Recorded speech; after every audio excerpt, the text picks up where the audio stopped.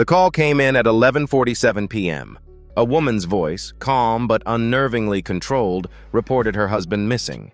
That woman was Jennifer Gladhill, and what she didn't know was that this single phone call would become the first thread in a case that prosecutors would later describe as cold, calculated, and horrifying.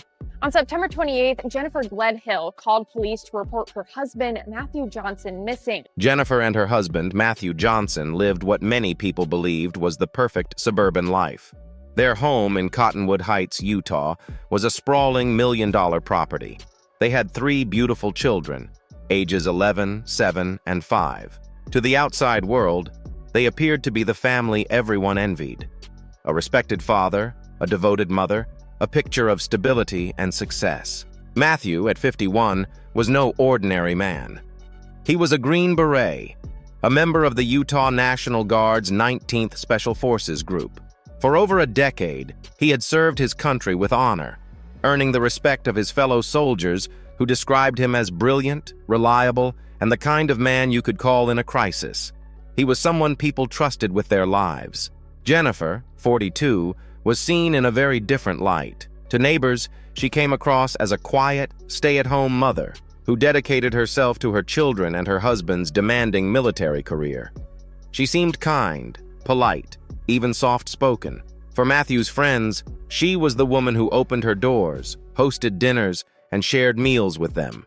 No one could have imagined that behind this carefully maintained image was someone capable of planning her husband's death. But beneath the polished surface, cracks were widening. By mid-2024, Matthew and Jennifer Johnson's marriage was collapsing. Arguments were constant, divorce was on the table, and in August, Jennifer filed for a protective order against him. But the court saw something different. Text messages and videos showed her as confrontational too, sometimes even the aggressor. The order was dismissed, with the commissioner calling the relationship highly dysfunctional. It was a warning of what was coming. While Matthew planned divorce, Jennifer had other plans. She was deep into an affair, a relationship so intense that prosecutors later described it as her motive. Divorce meant custody battles and financial losses. Murder meant freedom. On September 19th, she showed her lover a Glock 19X, seemingly casual, but prosecutors argued it was foreshadowing. The next night, after sending her kids to her parents, Jennifer and Matthew fought. Hours later, as Matthew slept, she picked up his own handgun and shot him in the head. Instead of fear or regret, Jennifer began covering her tracks. She hid his body, staged his disappearance, and replaced the blood-soaked mattress. But her secret slipped out to the very lover she killed for, sealing her fate. The next steps were horrifyingly meticulous. Jennifer placed his body in a rooftop storage container, dragged it down the stairs, and loaded it into her van. She abandoned Matthew's truck in a nearby neighborhood to make it look like he had left voluntarily. Then she smashed his phone and drove north with his body, eventually burying him in a shallow grave at an undisclosed location. To this day, that burial site has never been recovered. Back at home, Jennifer launched into cleanup mode. She ordered a brand new mattress online to replace the blood-stained one. She scrubbed the bedroom walls and carpet with bleach. She thought she had erased the crime scene. But her most damning mistake came the following night when she confessed everything to her lover. She told him she had killed Matthew, described how she moved his body, and even explained her bruises came from dragging and burying him. Shocked, her lover listened, but his fear grew. When Jennifer spoke, it wasn't with guilt or panic. It was cold, detached, almost casual. In one chilling recorded call, she dismissed Matthew as not a person anymore. He wasn't Matt. She even compared herself to the Queen of Hearts from Alice in Wonderland, joking about executions. At this point, her lover realized the danger. He began saving text messages, screenshots, and eventually recording their conversations. His decision would later blow the case wide open. 6 days later, Jennifer called police to report Matthew missing. She claimed he had left home and told her not to contact him for a week. But the story didn't match reality. The Utah National Guard had already reported Matthew absent from duty, a red flag. And now, investigators had more.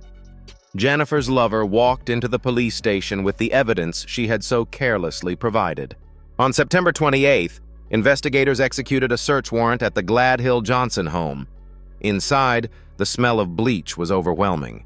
They discovered bloodstains under the bed frame, reddish-brown spots on blinds and walls, and carpet fibers consistent with a cleanup attempt. The new mattress had been delivered just days after Matthew vanished. GPS data from Jennifer's phone placed her at the site where Matthew's truck was abandoned and tracked her northward on the very night of his disappearance.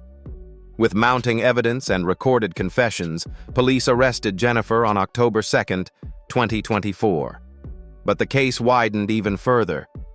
In late October, Jennifer's parents, Thomas and Rosalie, were arrested and charged with obstruction of justice. Investigators discovered they had spent hours at Jennifer's house during the cleanup, even helping to purchase the new mattress. Police found a Glock 19X gun box hidden at their residence, wrapped in a child's onesie. Evidence showed they deleted phone data and misled detectives about their involvement. What appeared at first to be Jennifer's crime alone now looked like a family-wide attempt at cover-up. Yet despite the arrests and the evidence, one crucial piece remained missing: Matthew's body. Search teams scoured northern Utah, from Davis and Weber counties all the way to Box Elder County near the Idaho border. Volunteers, law enforcement, and Matthew's fellow Green Berets joined the hunt. They combed through fields, streams, and back roads, but weeks turned into months without success. A grim breakthrough came when a storage container was found floating in water, stained with Matthew's blood. It was a devastating clue that confirmed Jennifer's story of moving his body, but did little to answer where he ultimately lay. To this day, Matthew Johnson's final resting place has not been located. As prosecutors built their case, another twist emerged: Matthew's $500,000 life insurance policy. Jennifer was the beneficiary. The disappearance of Matthew Johnson, a Utah father and husband, and the arrest of his wealthy wife, Jennifer Gladhill, for first-degree murder. With her charged with murder, the insurance company sought court intervention to determine who should receive the payout. It added another layer of motive for prosecutors to present at trial. Jennifer has pleaded not guilty. She now faces charges including first-degree murder, obstruction of justice, desecration of a human body, and tampering with a witness. Her trial is set for December 2025 and is expected to last 8 days. Prosecutors argue she is a danger to the community, noting that she once told her lover she would rather shoot herself than go to prison. A judge agreed, denying her bail. She remains in custody at the Salt Lake County Jail. For Matthew's friends and family, the pain is immeasurable. His children have effectively lost both parents, one to death, the other to prison.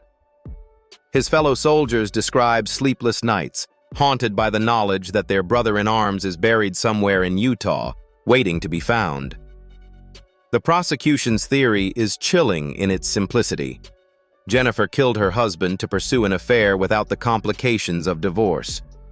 She believed she could cover up the crime, manipulate her story, and walk away free. Instead, her own words betrayed her. What began as a late-night phone call about a missing husband has unraveled into a tragic story of betrayal, greed, and murder. It's a story that leaves behind 3 children, a grieving community, and a soldier whose life was taken not by war, but by the person he trusted most. As Jennifer Gladhill awaits trial, one question lingers: how does someone justify destroying so many lives for the sake of an affair? Perhaps that answer will never come. But justice, however long delayed, is closing in. And somewhere in northern Utah, Matthew Johnson still waits to be brought home.